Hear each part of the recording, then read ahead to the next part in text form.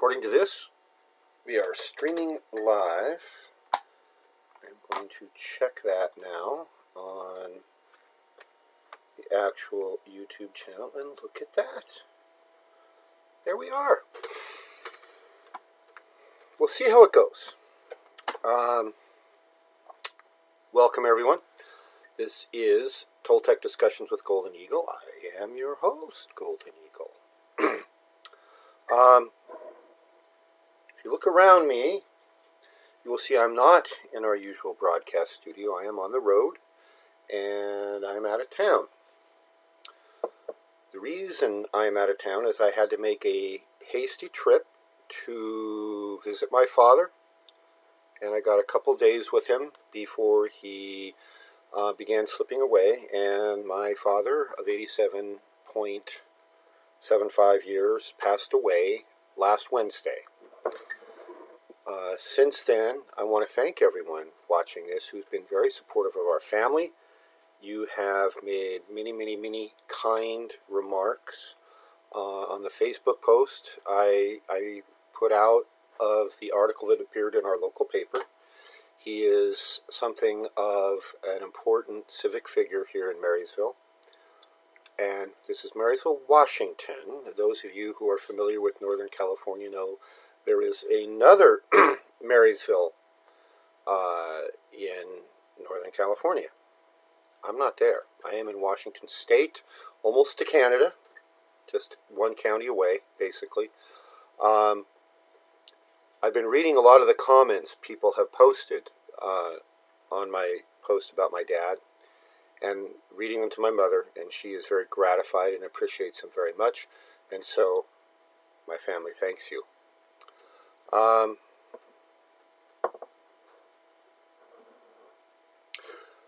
Let's see. Who's online? Team Tampa, hello. Melody, hello. Oria is here. If anyone else is watching, there are 9 people watching. Oh, Olivia Thompson. Wonderful to have you, Liv. Thank you so much. If you want to participate live, it's going to be a lot easier if you chat. I'm pointing that way because I actually have 2 computers here. I feel like I'm in a real studio. Where I'm at is I am in my father's little home office he has set up in the family room, and all the books you see behind me are my dad's, and, well, actually they were my dad's, are now mine, that I'm going to be dealing with. Books on spiritual matters, hunting, engineering, fishing. He was an avid fisherman. So anyway, that's where I'm at. That's what we're doing here. And Mr. Dennis Brown and Wadib is here, and Little Eagle is here, and Patricia, welcome. So that's the only way to communicate with me is typing through the chat. And if you have questions, I welcome them, and I will be turning periodically to read them. It's actually easier this way than trying to jump back and forth between 2 screens on my little laptop, which is the broadcast computer. So anyway, this is actually more better. Let's see. For anyone who's tuning in new or relatively new, like Team Tampa, I'm so pleased you are here. Thank you.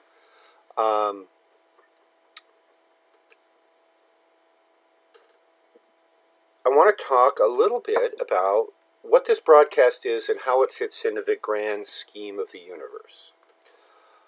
Or at least this universe. I can't make the claim for all the universes.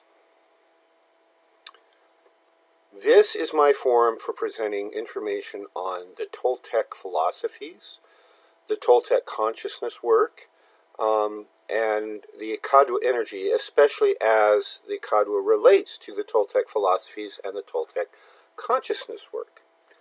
The focus of all this work, or at least in the Toltec party I have been called to lead, is taking spiritual theory and putting it into an actual spiritual practice.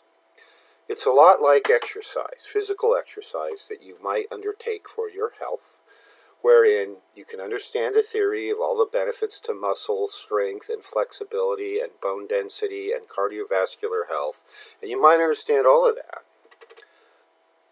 and not be exercising. If that's the case, I would say, yeah, you've got a great exercise theory, but your practice is a little weak. So there's a lot of people running around the world who understand large portions of the actual spiritual nature and structure of the universe and how it works, and they don't have a practice. You could ask them, well, when was the last time you meditated? And they go, gosh, let me see, I'll have to go back and check last year's calendar and daytime planner. Oh, Little Eagle, just saw your comment. Yes, my dad is doing his Bardo walk right now, and I appreciate your comments. So, ignore that phone. My mother will turn it off in the not-too-distant future. You have to have an actual practice. The objective of the Toltec work is the spiritual transcendence of entire populations. If that sounds aggressive, yes, it is. And it's the only reason we're here. To get whole populations to spiritually transcend the holographic illusion you see around us, like books and tables and bookshelves, and take our collective consciousness to a higher plane, higher meaning frequency, we must first be working together through linked consciousness.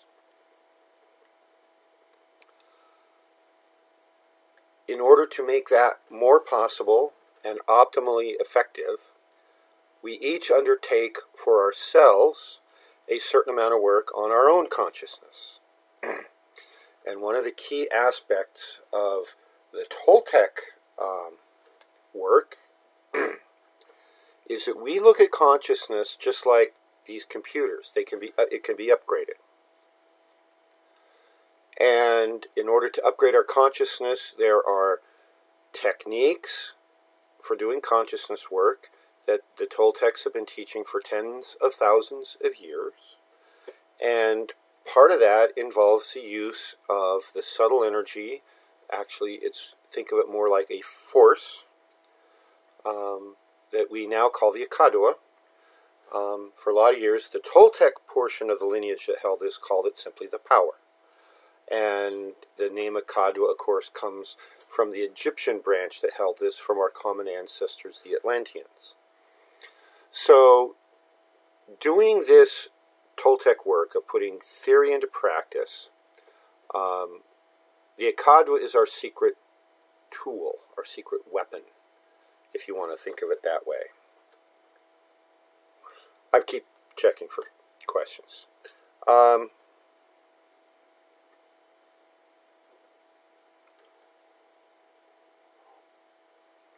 This is where it gets a little interesting and intricate. When you're accessing some of the other planes of the universe, of which there seems to be 19, plus or minus 1 or 2, depending on how they're defined, accessing those other planes and the knowledge contained therein can be a little bit like opening a safe to which there is multiple combination locks that each have to be turned a certain direction to a certain number in a certain order, and if you get even one of those locks, one number off, or you turn one of them to the correct number but in the wrong order, the door don't open. Funny story about my dad. Somebody found or had a very large safe that belonged to one of the founders of the town. I don't know if it was the founder of Marysville, a man named Comerford, or if it was one of the other early founders and leaders of the city, and it was locked. Nobody knew the combination. And they were trying valiantly to get it open, to find the, like the Al Capone say, the golden treasure that's inside. Nobody could open it. They brought in safe crackers, they brought in locksmiths, and they're trying to listen, when do the tumblers move? Nobody could open it. There's a TV show in Japan that all they do is they go all over the world and they open safes that nobody can get into. And they pay for it all. And they record it and it goes live on their television in Japan. And so they agreed to come over and open the safe in my dad's historical museum, which is his coup de grace, or his major piece de resistance, if you want to use the French term, the more accurate French term. It was building the museum for this community to record its history and to help build the sense of community here so that it's not lost. There's the old adage, of course, that those who ignore history are condemned to repeat it. And my father's commitment was build community and learn from the past to make the future better. So, long story short, they got the TV crew over here. They had to drill. They couldn't do it any other way. They opened the safe, and there was basically nothing inside. There were some old papers and stuff, but nothing of value. Nobody got rich. But they got it open. And so now it's open, and they've got a picture, I think, on the safe or something of taken from the TV show, something like it. It was a lot of fun. So the Ikadwa and accessing the higher planes has to do... Oh, Maria's online. Hi, Maria.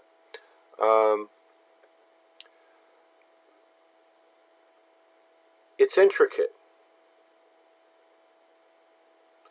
There's procedures for how to do it, A, safely, and B, successfully. And a lot of what I teach is those procedures to do it, A, safely, and B, successfully. If you learn the procedures and you learn the discipline to carry them out exactly, you will be A, safe, and B, successful. It takes time, it takes practice. It took me many years. You can do it. Every one of you listening has the ability to do this. Some of you may be aware that in the past, I wasn't always working as a Toltec shaman. I've had other careers, one of which was I was a card-carrying rocket scientist. Somewhere in a box at home I have my last official card of the American Association of Aeronautics and Astronautics, where I was a senior fellow or some such thing. So yeah, I really was a card-carrying rocket scientist.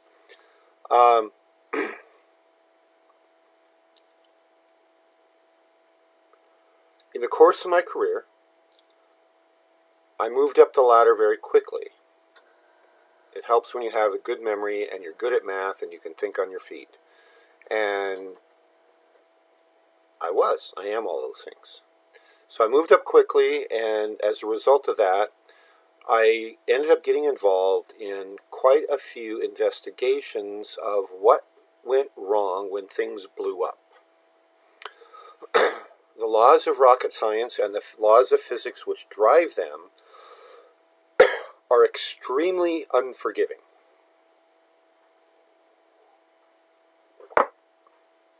The laws of physics don't care what your gender is, what your skin color is, which college you went to, whose daughter or son you may have married, who may be a rich industrialist. The laws of physics are immutable, and they're the same for everybody. And when you violate them, things have a funny way of blowing up. Now, back in the early days of the space program, so I'm talking like Robert Goddard and von Neumann, and then von Braun, and the early days of the space program here in the U.S., we were on the cutting edge. We were pushing an envelope there where nobody knew what was there. That whole concept of pushing the envelope comes from the world of aviation and rocketry. And that whole concept of being on the leading edge refers to the leading edge of an aircraft wing as it's flying through the atmosphere, where that's where all the crucial stuff happens. If you get the leading edge right, pretty much everything else goes okay with the aircraft. If you get the leading edge dynamics and equations wrong, wings fall off and people die. And they did. So once we learned a certain body of information, we built up a database of knowledge within the aerospace industry, and we published procedures. The company I worked for at the time led the way in producing some of the space systems engineering procedures which NASA still uses. The Air Force and other government agencies that shall remain nameless still use to this very day. And when you follow them, good things generally happen. Your satellite makes it to orbit, your aircraft makes it up and down in one piece, and it lands in a manner such that it can be taken off and fly again. Which didn't always happen. When you don't follow these procedures that were paid for by blood, sweat, and tears, and picking up a lot of debris that blew up, you create more debris. That led to a very important acronym. Everything in the aerospace industry, rocketry, revolves around the use of acronyms, because otherwise we'd be saying 5-minute-long words when a 4-syllable or 4-letter acronym will do instead. And the acronym in question is FTFP. Follow the flipping procedure. Or you could put another word in there someplace for one of those, as long as you include follow the procedure. Every investigation I was involved in revolved around FTFP. I was never involved from the early 1980s up through about 2000, just before 2000, 1999, when I left aerospace to go to naturopathic medical school, almost 20 years ago now. Yeah, 20 years, this month, last month, something like that. Anyway,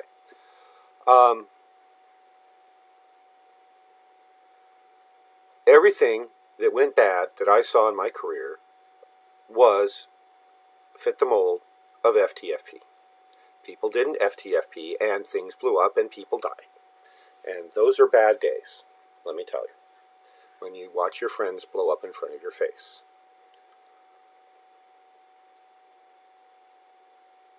I even had to chew out senior NASA managers and Air Force generals and throw up a picture of the Challenger explosion in a briefing I was giving because they were trying to do something stupid, and this was only a year or two after the Challenger accident. They were actually angry I called the meeting and wasted their good time because they needed to get off and do their stupid thing. Little frog in the throat. Stupid. I got them to agree to the meeting by guaranteeing it would be really short. I told them I only have one overhead slide to show. And this was back in the days when you literally had a transparency slide that you put on a projector. It was way before computer-generated projectors and PowerPoint. The slide I put up was a picture of the Space Shuttle Challenger exploding. I put up the picture and I said, basically, FTFP. Any questions? So we're going to do it the smart way, not the stupid way? Great! Glad you agreed. See, look at that. 3 minutes and we're out of here. And it was.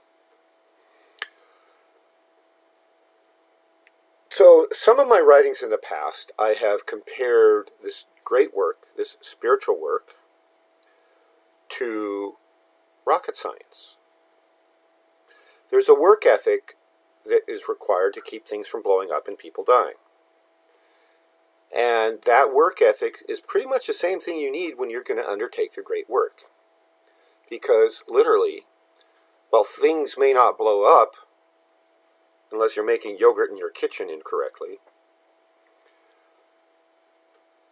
you can injure yourself, you can injure others if you do the things incorrectly.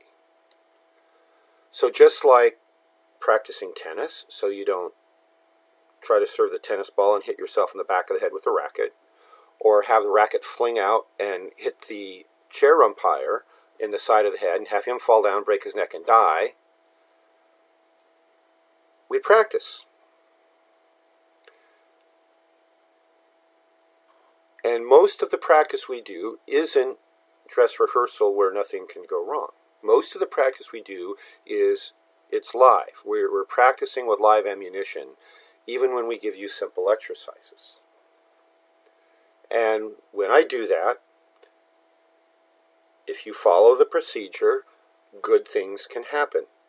Maybe not immediately, but eventually. You may have to meditate for a while before you suddenly have that aha moment and break through to the next plane. It's a lot like filling a bucket with an eyedropper, one dropper full a day. You will get the bucket full if you continue. If you stop, you won't. So, in terms of the instructions I give for even what appears to be a mundane task, it's important. The content is important. The exact sequence is important. The do thises are important, and the don't do that's are also very important. And the order, it's all there for a reason. You may not understand it, but I do. And you may rest assured I don't ask you to do anything or watch any videos unless it's important. And this is how the Akadwa comes in. Every single day, every single task you do, turn on the Akadwa. The Akadwa amplifies your consciousness. The Akadwa amplifies your intent. And by intent, I mean the larger purpose for what you are doing in the moment. Right now, my intent is I am engaging with all of you in the hopes that this message is received and grokked. If you don't know what the word grok means, G-R-O-K, then I will refer you to the novel Stranger in a Strange Land by Robert Heinlein.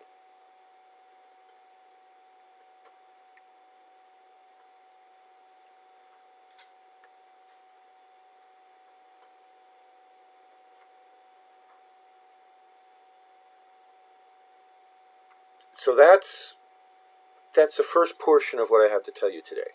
If there's any questions, by all means, type something. But there are reasons behind this work, and the further you go with it, the more you will come to understand them. One of the things that I want to talk to next about using Akadwa is Akadwa, this exact set of frequencies of force and energy that we have, that we propagate through this school, come from the Toltec lineage. And what is important about that is this information and these techniques are extremely powerful. They are powerful because they work. They've been working for many tens of thousands of years. For that reason, the other guys, think of them as the dark pieces on the chessboard, have gone to great lengths to hide this information. And while they may be very successful in erasing Toltec contributions from the history book, the Roman Catholic Church may have been very successful at burning all the Mayan codices, which were basically Toltec codices for the most part, except for what the Toltecs reformatted and edited and whatnot, but the content was Toltec. They may be very successful from conventional textbooks anyway, of eliminating the true content of the teachings from ancient Egypt, and they may even be successful at eliminating the very existence of our ancestors, the Atlanteans. What they cannot do, what the dark side cannot do, is they cannot eliminate the Toltecs from the higher planes. They cannot eliminate what's stored in the Akashic records. That is all available to anyone who chooses to follow this path and learns how to access this information.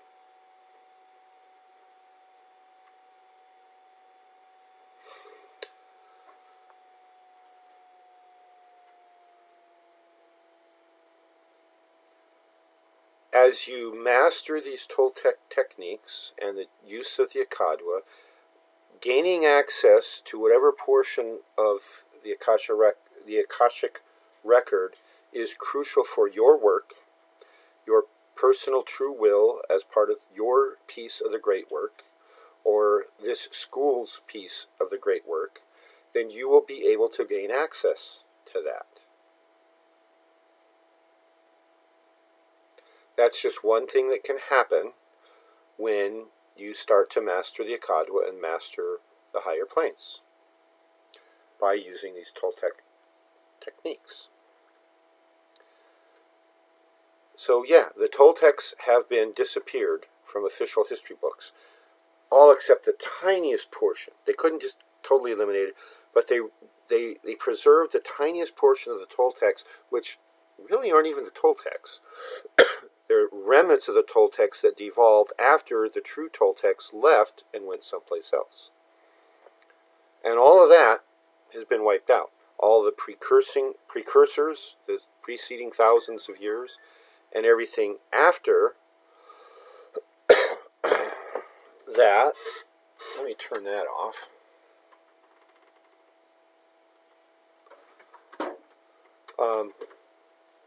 It's been wiped out.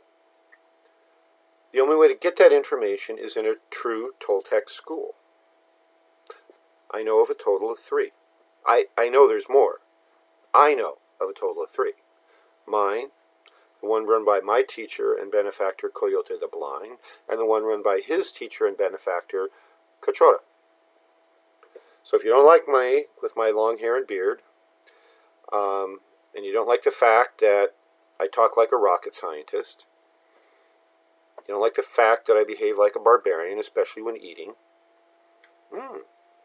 yum, snacks for later, then I can refer you to one of the other 2 Toltec schools I know, and you can go study with them.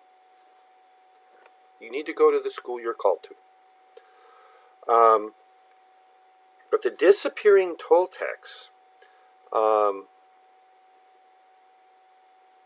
tells us a number of very important things, but first and foremost, that this stuff is real. The spiritual transcendence that is possible by working in groups is real. The Toltec philosophy of community that we call the Toltecayoto is very real. And pretty much every aspect of that Toltec philosophy is under attack out there in the conventional world. And it's one of our jobs to reintroduce the world to this so that those who are capable of embracing it can do so, that they'll know how to do it and what to do.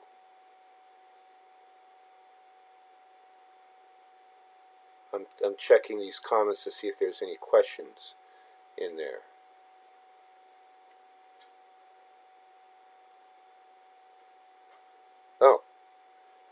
apparently, Yvonne deleted something. Okay, well, it must not have been a question I needed to worry about.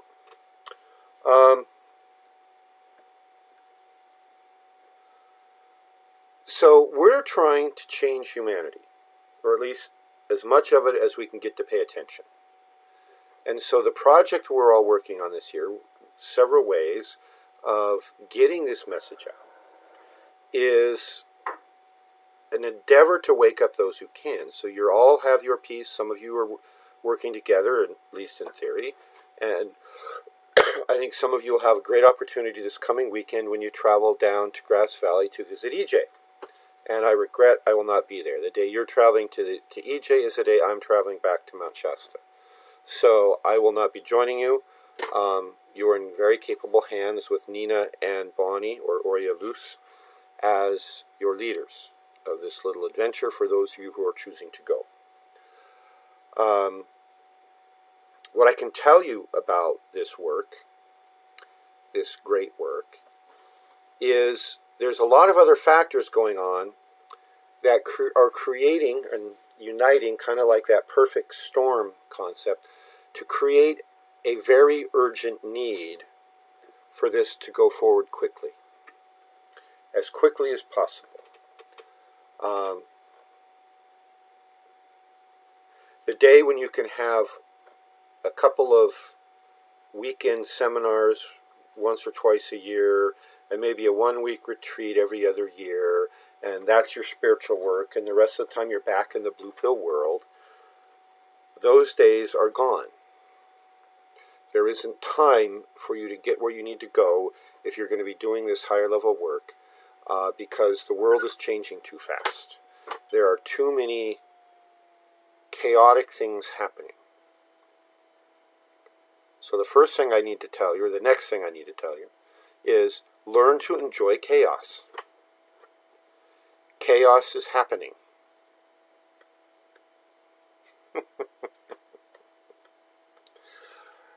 Oh, can I crank up the energy for you? I'll see what I can do.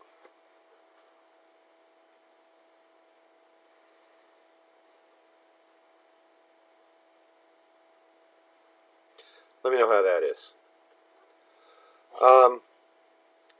This urgency is based on a lot of things.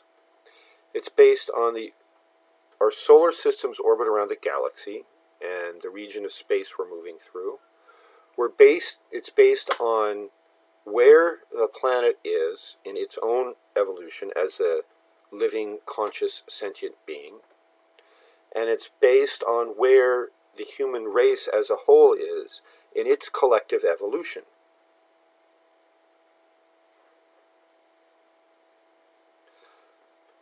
You know, you keep asking for more. I'm going to expect you to maintain that same high level of performance that we had at the end of the level 4 intensive all day, every day. No slipping, no backsliding, every day.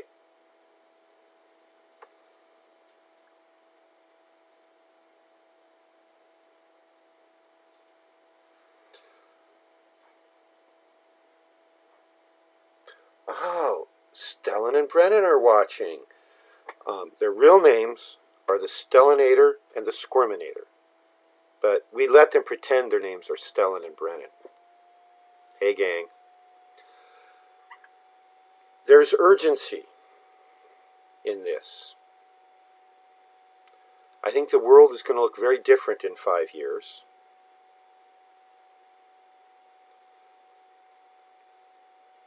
Maybe even less. It's going to look different physically.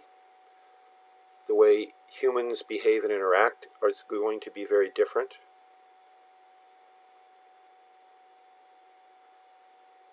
And the world needs the Toltec knowledge of consciousness and community. We need people spreading the Akadu energy all over the continent.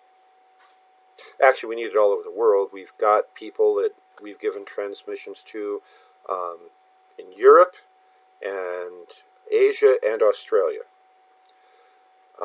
And I'm hoping that that gang of folks gets ready for some level 3s and starts spreading the Akadwa there. And I'm willing to travel, if necessary, to teach level 3 classes. Level 3s can give 1s and 2s. And if you get enough people who up to 1 or level 2 that they are ready for level 3, then I can travel and teach level 3 classes. So this water glass, I don't know if you can even see that. Maybe I need to do this.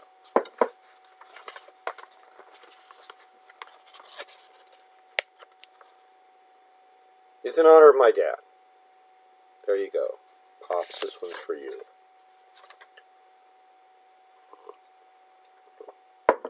So what we need is we need all of you who are level 3s and level 4s to be out there spreading the Akadwa.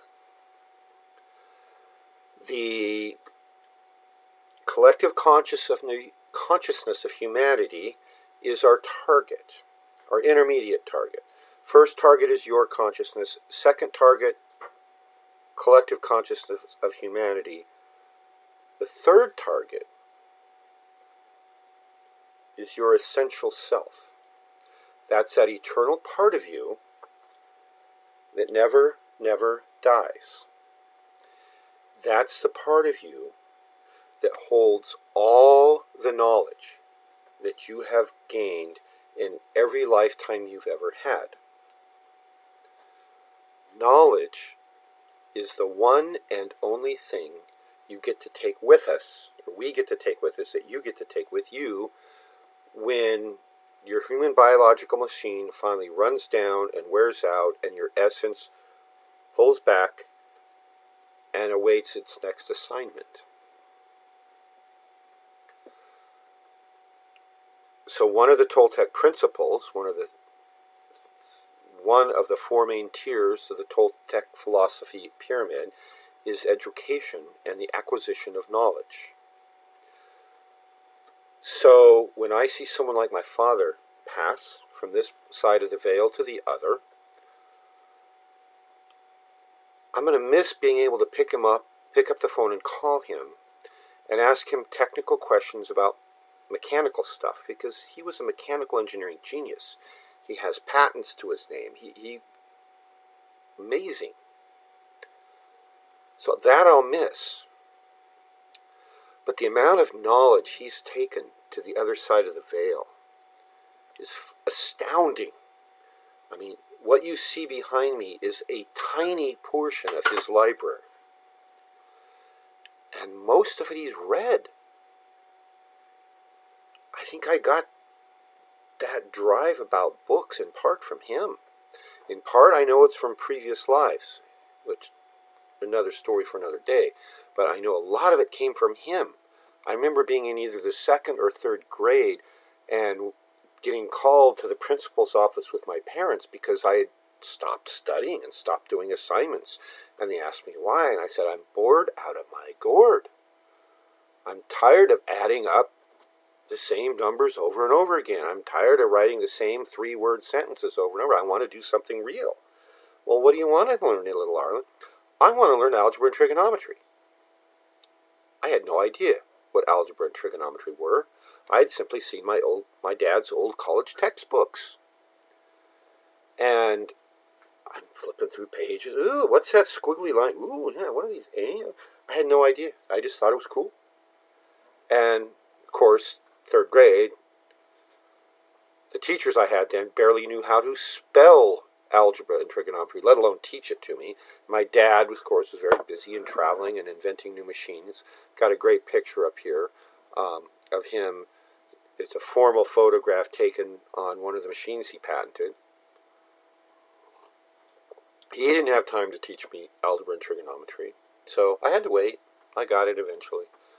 But his knowledge, he's taken that knowledge to the other side of the veil, which is stuff they didn't have there. Just because we die and we go back into the macro dimensions, we don't necessarily learn everything and gain knowledge of everything. But everything we learn here goes up, and it gets added to the Akashic records, and it gets added to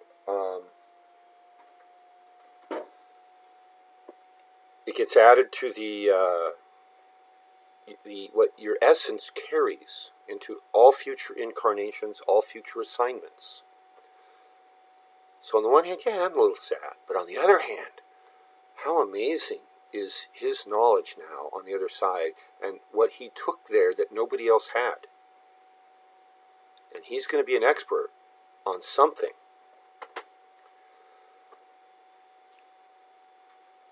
So that's part of what you need to do. You need to be learning continuously. Never stop. I remember a couple months ago having a conversation with somebody who was posting something from some TV show where there's this efficiency expert, a feng shui, declutter, whatever it was. And they said you shouldn't own more than like 20 books. And I'm like,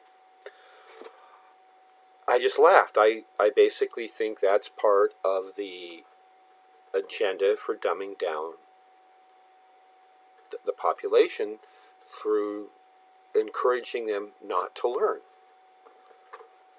The notion that you should only have 20 books. I mean, come on. Seriously. The only difference between someone who cannot read and who does not read is nothing.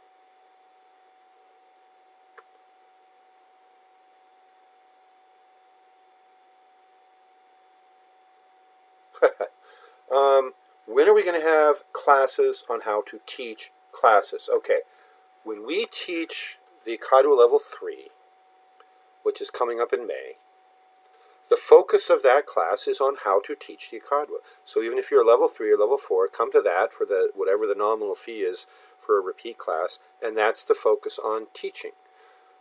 We did that last year. Don't hold me to the date. It's somewhere in the fall-ish era. There was a Level 3 class where we rolled out the material on how to teach. So that will be coming up again.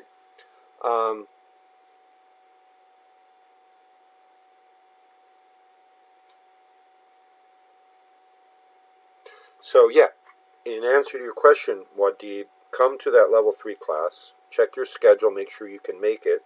Sorry, I've got something in my eye that I don't know if it's a bug that just flew in or an eyelash that just fell in, but I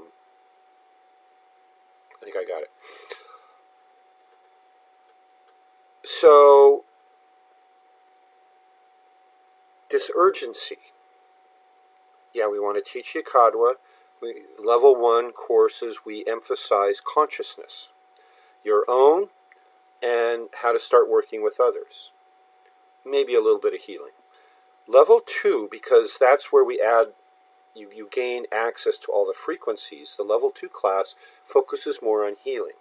So we might cover a few basics of energy anatomy in the Level 1 class, but the Level 2 class we really get down into starting to work with circuits of natural energy flow in the body, how to assess individual body parts, and how to use different combinations of Akadwa frequencies for healing work. Level 3, and other than each level you get that major quantum leap going up, each level has something new. Level 2, the new thing is the frequency. Level 1, the new thing is the Akadwa. Level 2 is access to the frequencies. Level 3 is the ability to transmit it, to do Level 1 transmissions and Level 2 attunements.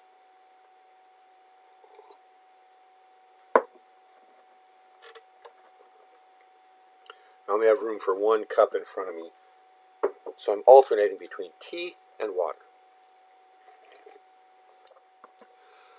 And we teach the basics of how to give a Level 1 and how to give a Level 2, and then we go into how do you teach it.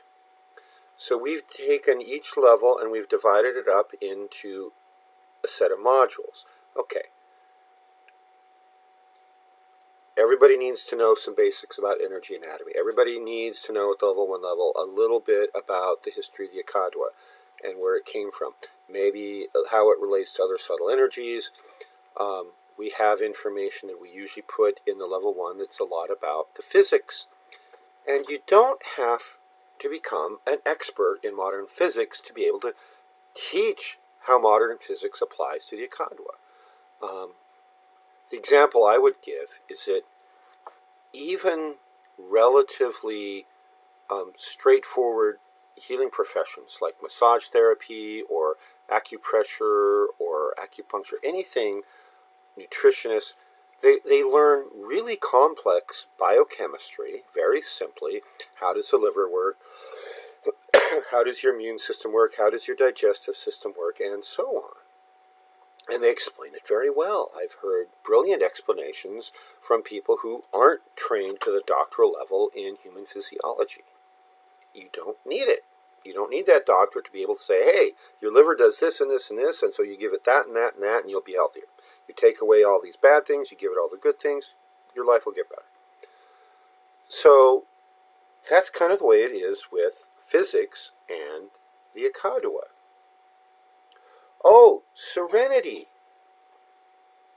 Hi, Serenity. Are you keeping your mom in line? I worry about her sometimes. I'm relying on you, Serenity, to keep her in line. And so the level 3 class coming up, that's what we're going to focus on there. And you're going to find that the material we give, like when we teach you, here's these modules, it's going to be customized for you. And the person who's going to customize it is you. You're going to make it your own. The most powerful things you can tell people about the Akadwa is your experience with it. Not my experience. Not Oria's experience. Your experience. What has it done for you? How have you used it? What have you seen?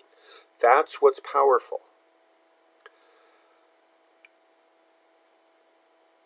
People will either resonate with it or they won't. We found any kind of overt marketing about the Akadwa to be only minimally successful.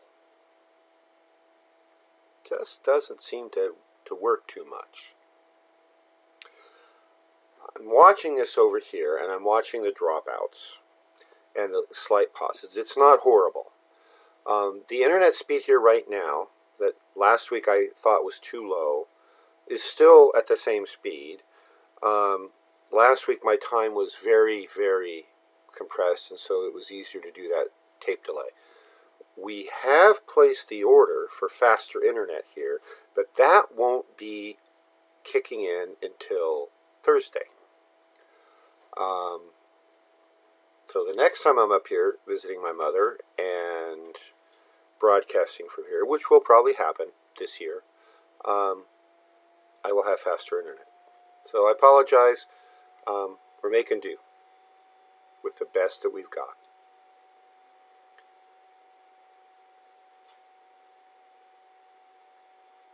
You're going to find some people are going to be drawn to the Akadwa for healing, especially if you're a healer of some kind. Some people will be drawn to it for kind of the general purpose consciousness concept. Maybe they're really still working more on a horizontal path of getting their personal foundation settled, trying to do good works in the world, and they're not quite ready yet for doing the higher spiritual work on the vertical path. That's okay. We all had to start there, and that's important. So the people who are on a more horizontal path are going to be attracted to the Akadwa for its effect on consciousness, both for themselves and their groups. And it's the most powerful tool available for that. And I don't make that statement lightly, and I don't mean any disrespect to any other tool that's out there. I just know firsthand how powerful the Akadwa is.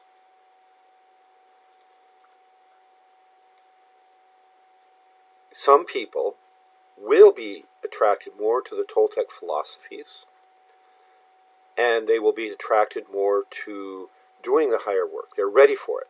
They're eager for it. The instant they hear it, they go, oh, that's it. That's what I did. I found it after approximately 15 years of looking at different spiritual paths and doing training with a variety of different energy systems and so-called energy masters. And then when I found the Akadwa, it was like, oh, that's what everybody else is pretending to do. And that's how I ended up where I'm at. So my goal in reminding you of all this and pushing the envelope a little bit tonight in certain areas is I want you to be aware of the power of the Akadwa to change consciousness, both for yourself and the world. I want you to be aware of how crucial the intricacy is when starting to do this higher level work, and what I'm going to continually be referring to as the FTFP phenomenon.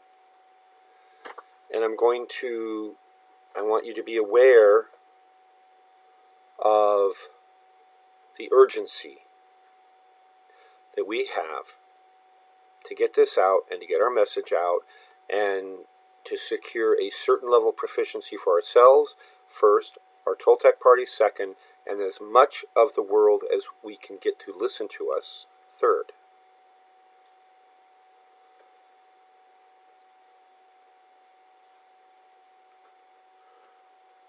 Comment says YouTube is sluggish tonight. I think at least in part that's due to the data rate leaving here to get into the internet, to get to YouTube. I'm broadcasting at 2.5 megabits. You really need about 5 to have good live streaming broadcasts. And after Thursday up here, we will have 5. So anyway, which still isn't as good as the 10 we have at our main broadcast studio. So FTFP, intricacy, power, and urgency.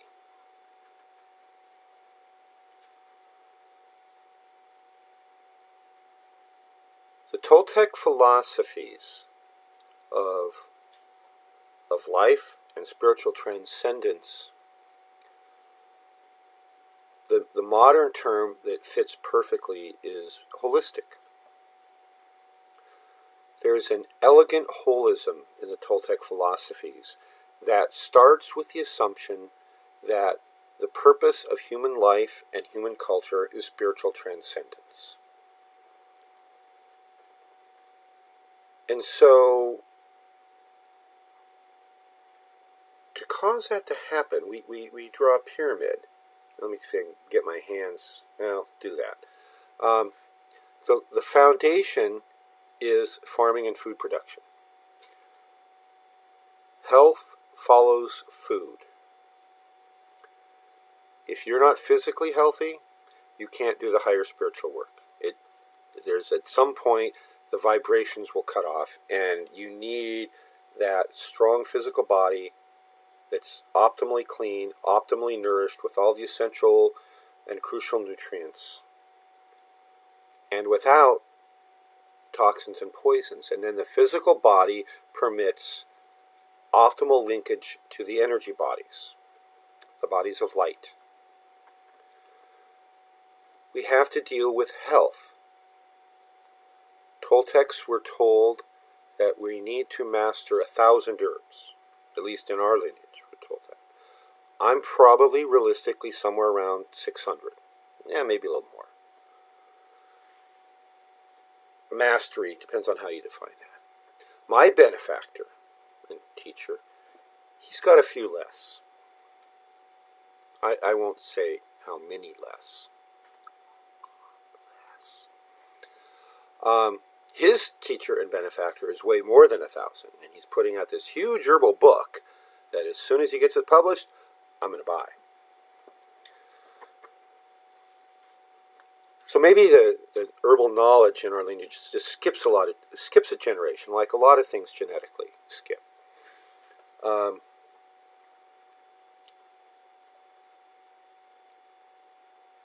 Herbs and energy, homeopathy, crystal use can all affect energy flow.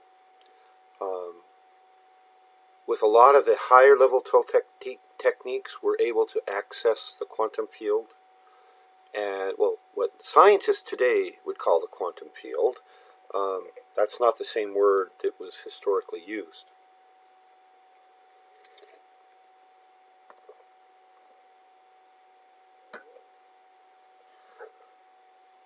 Cherie, welcome. We haven't seen you in ages. And yes, you are most welcome. And thank you. Yeah, my father passed, which you may have heard, and it was not necessarily a bad thing. His health had been declining. And 87, he lived to a ripe old age, and he got a lot done. He helped a lot of people. So, as much as I'll miss him, I don't necessarily mourn him in the traditional sense of the word. So healing, health and healing is the next step up on the Toltec pyramid. The next step is education. Education starts before people are born. We talk in the Toltec lineage to our children while they're in their womb. We learn to listen to them while they're in their womb. My father actually did that. I'm not sure I fully convinced him of it. If I had been born female, they had picked another name from family history that would have been absolutely hideous. If I was going to be born male, they had no idea what to call me.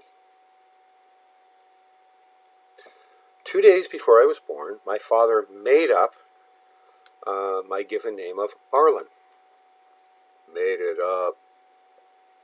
Fast forward in time, doing family history work, we find out my name is actually an ancient Gallic name that means oath or oath keeper. I know now that I told him before I was born what he was to call me.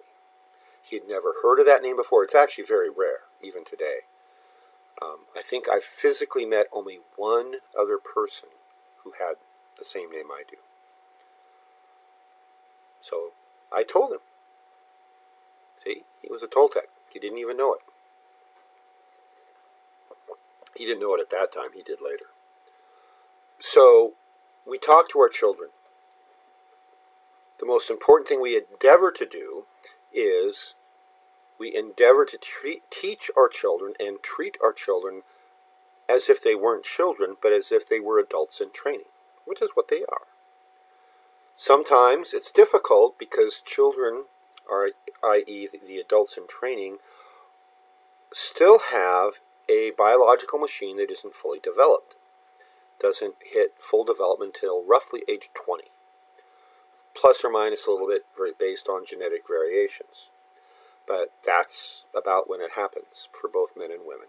Women a little sooner, men a little later. But there's a nice little bell curve for both, and the bell curves kind of overlap like that. And 20-ish. My personal physical development didn't finish until I was about 25. I had grown really tall. I kept growing after college, and all of a sudden, in a 3-month period, I put on 25 pounds of pure muscle, not doing anything to exercise and build muscle. That's just me. So we treat our children like adults in training to the greatest extent possible. Doesn't mean we can't discipline them, or we shouldn't discipline when they stray from the path, but we endeavor to show them the path, and we treat them like they are intelligent human beings, because they are, and they are the future of humanity. And then finally, the top tier is basically organization. It's the social organization, it's the justice, it's the management structure of how different groups interact. If you're going to run a temple system, a temple complex, you need to have some organization. Which day does the temple rooms get cleaned? Who cleans them? We need oils brought in. We need incense brought in. We need food brought in. We need water brought in. We need everything you need to run a temple, and so on. We need have somebody running the municipal works with the aqueducts, bringing in water, who grows the food. There's some organization that's there. And it can be minimal when people are properly trained to respect others and to honor each of their fellow beings as a sentient being on a path. And if we had a better understanding of the fact that our success at fulfilling our own true will, our own piece of the puzzle of the great work, if we realize how much of our success depends on the success of everyone around us, all of a sudden this hurtful notion that we have to compete with everybody for everything would go away. Way back, bits and pieces of the Toltec philosophy crop up from time to time throughout history. And there's this concept of a win-win negotiation. And the common in modern Western culture is a win-lose. In order for me to get what I want, you have to lose and not get what you want. Really? Just look at food, the basics of Toltec philosophy. We throw away probably 4 or 5 times as much food in this country alone as it would take to feed every starving person on the planet.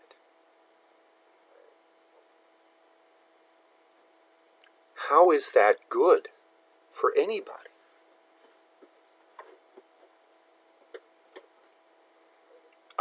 I look at that one and I can't find any way that that's good. Let's look at the issue of homelessness in the United States. We have, depending on whose statistics you read, somewhere between 5 and 10 million homeless people in this country. And the number's going up yearly.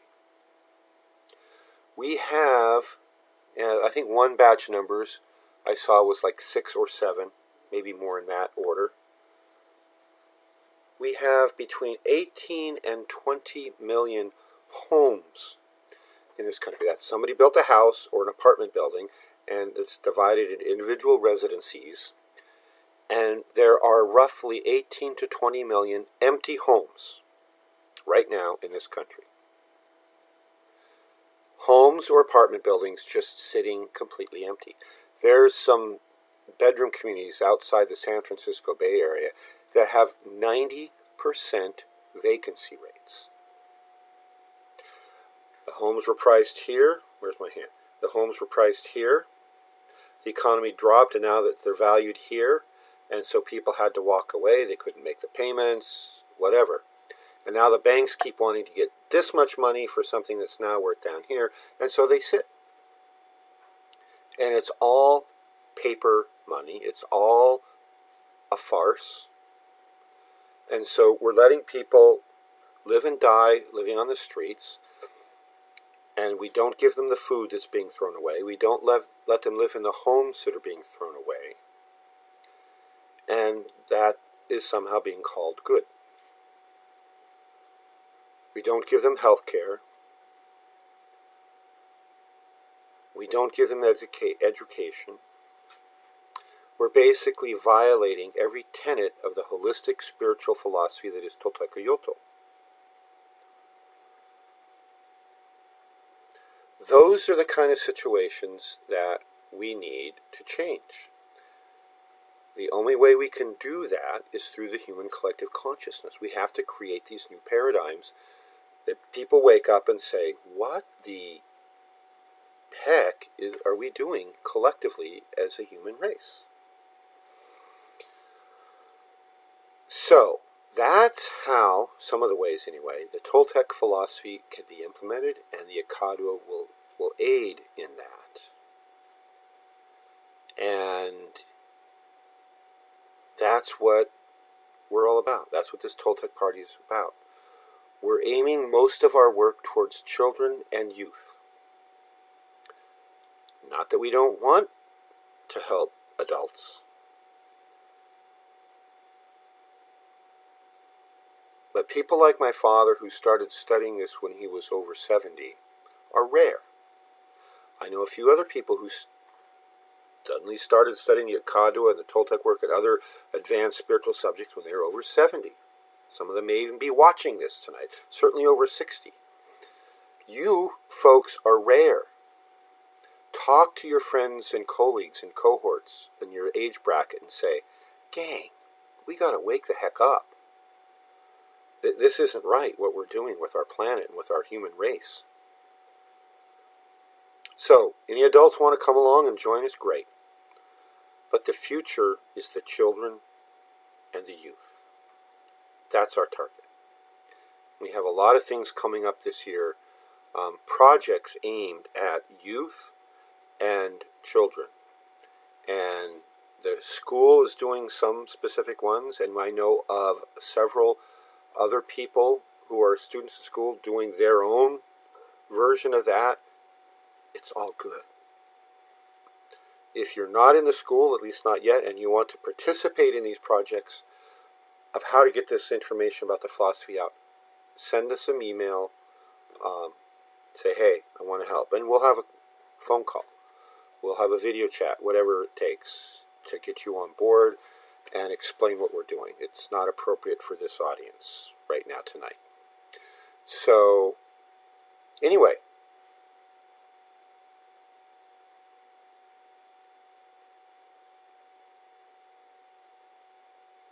I'm getting caught up on comments.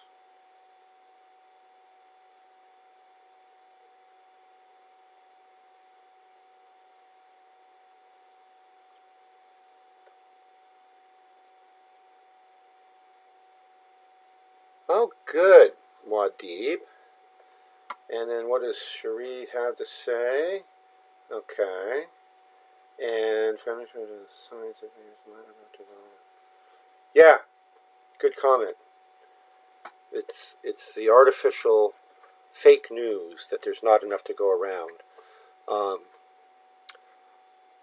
I encourage people to study enough of the quantum physics, the general level books I've recommended, like the Dancing Wu Li Masters, like the Tao of Physics, and there are others if you're interested.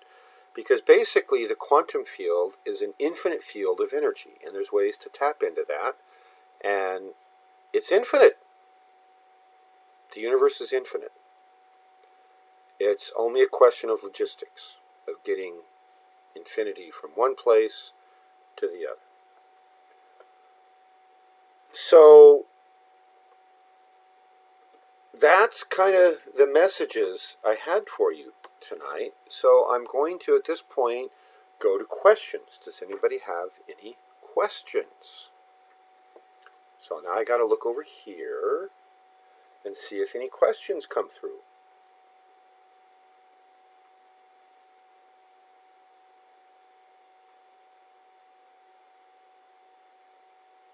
Tao of Physics, Fritjof Capra, Fritjof, and Capra is Capra, Fritjof Capra. That one should be widely available. You can probably go to the used book market store and you can probably find the book for less money than the shipping to get it to you. It's been out since the 1970s. and it's excellent. EJ's orbs. I'm just starting to get into EJ's orbs recently, and so I don't have anything to report on that yet. The group going down this weekend to EJ's is probably going to be talking about the orbs, if for no other reason than the questions I posed that we sent ahead so that EJ can be prepared to deal with us. My questions involve the orbs and a few other things. So hopefully the rest of the school who gets to go will bring back some good information about orbs. I know EJ has been blogging about orbs extensively the last few days, just recently. So, any other questions?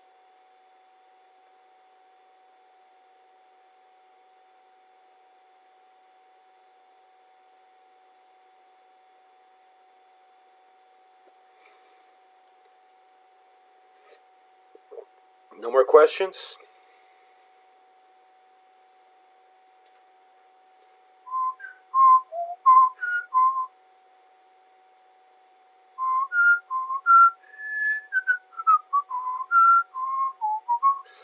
Okay, Alice in Quantumland I haven't read. That sounds interesting.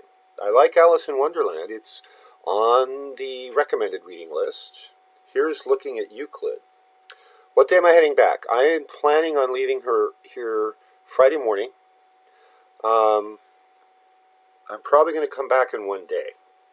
I probably won't stop in Portland on the way back, at least not stopping overnight.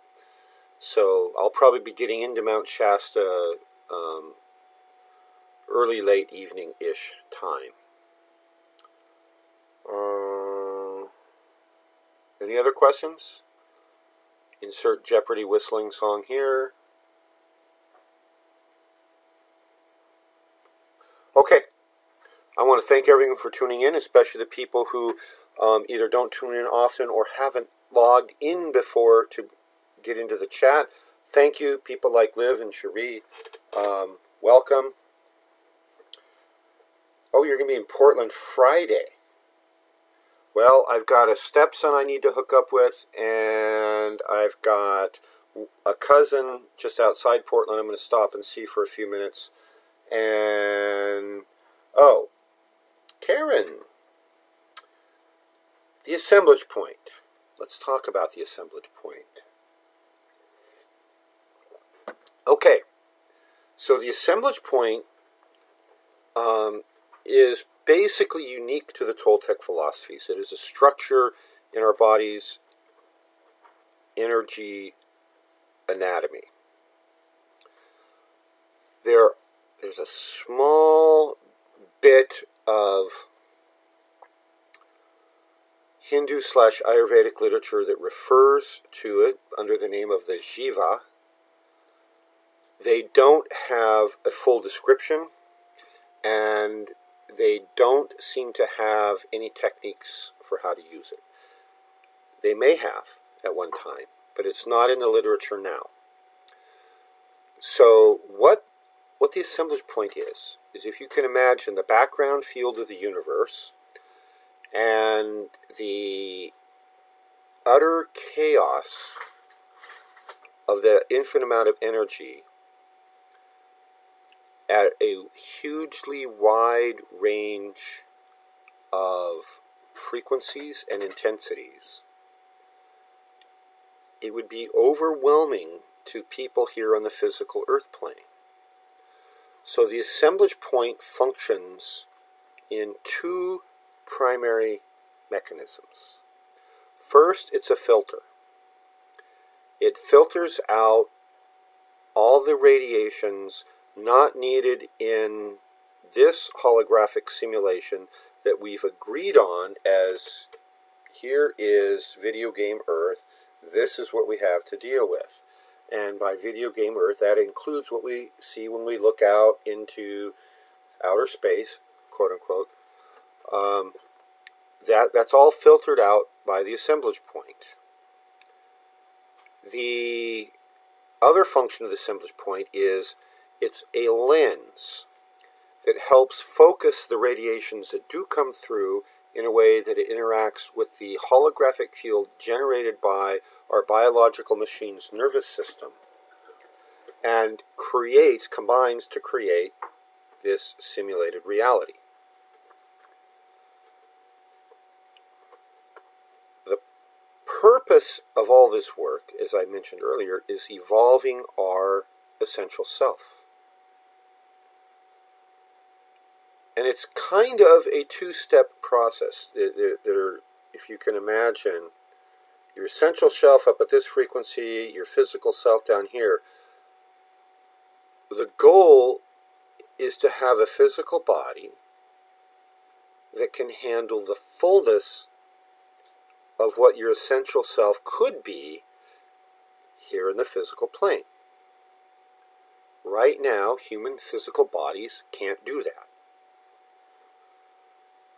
What we're doing is, over time, over the generations, over the eons, we are evolving the human form into more and more complex bodies, both physical bodies and our energy bodies, in a way that will allow more of our essential self to manifest in the physical body.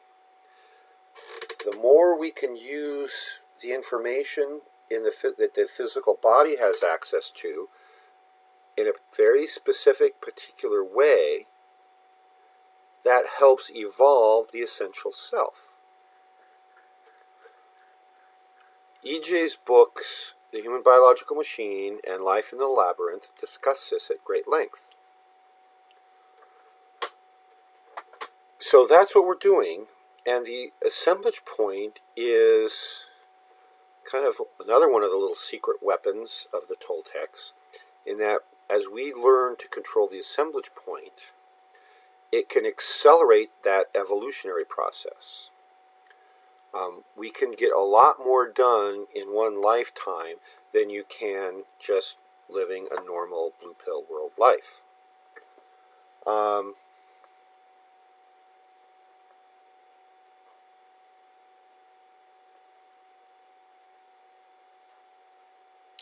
Oh, yay Stellan, woohoo Stellan.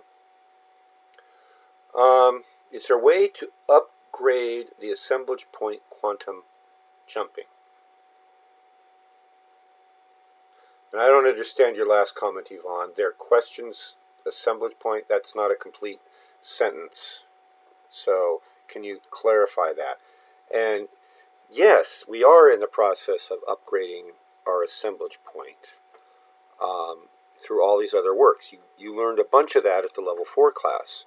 So for those of you who aren't or didn't have an opportunity to take the level 4 class this time, when there is enough people ready, and by ready you ask for it, then I will schedule the next level 4 class.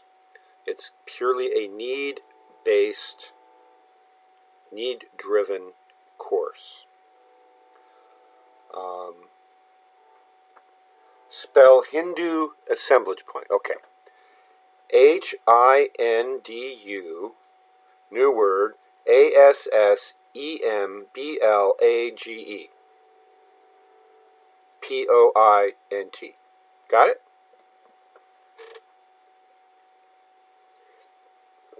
Any other questions?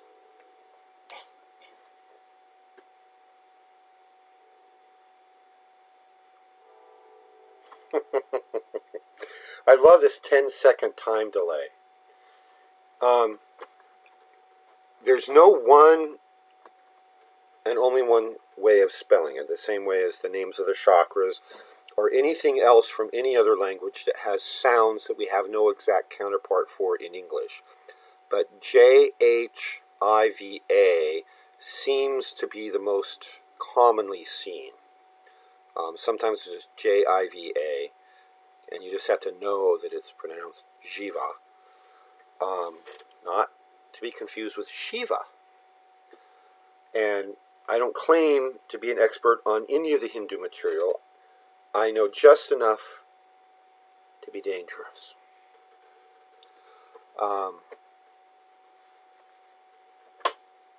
Any other questions?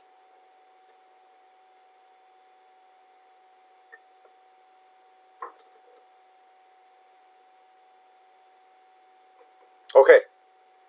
As no more questions are appearing, we're going to sign off there.